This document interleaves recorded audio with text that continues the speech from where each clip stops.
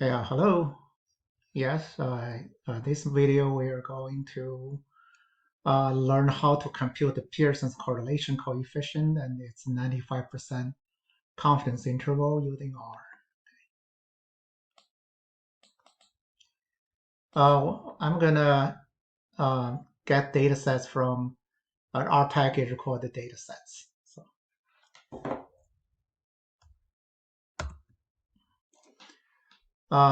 I will use the Aris dataset in this library.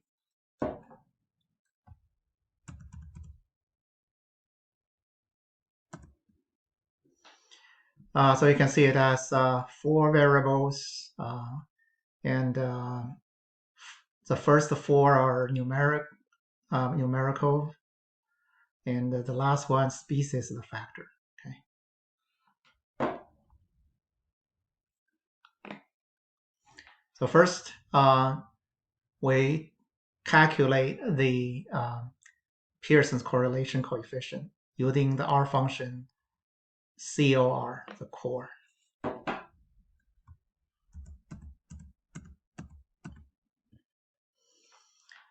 And it tells us it's negative 0.117.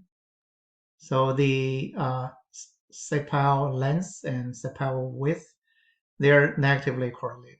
Okay, that makes sense. For the same species, the width and the length are tend to competing with each other. So the negative correlation coefficient.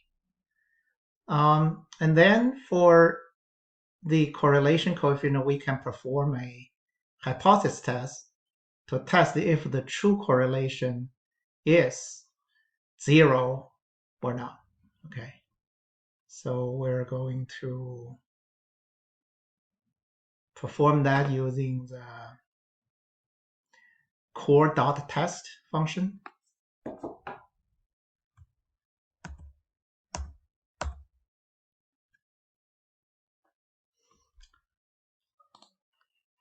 And here,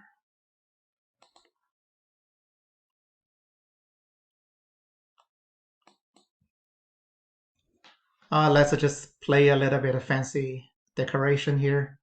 I write a if statement. If the p-value is less than 0.05, we print reject null hypothesis and conclude there is a significant correlation between x and y. Else, let's say, fail to reject null hypothesis. There's no significant correlation between x and y.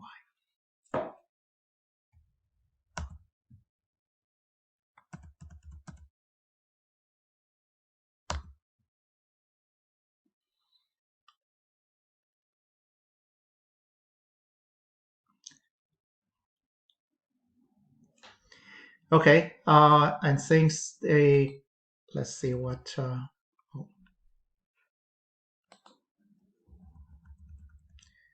Okay, for our problem, the p-value is larger than 0.05, so fail to reject null hypothesis. Okay.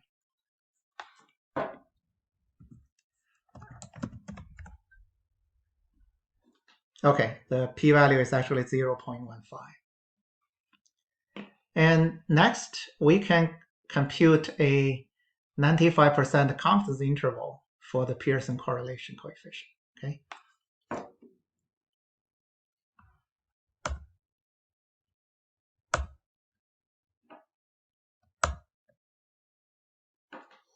And this can be achieved by getting the confidence interval like conf.int from the output of core.test. That output is the list, and the confidence intervals or limits are on that list. So we can get that and assign it to a confidence interval object and print it out. The confidence interval here is negative 0.27 and 0.4, which contains 0. This is in agreement with the p-value result. So we fail to reject the null hypothesis, which is the true correlation is not 0. Okay.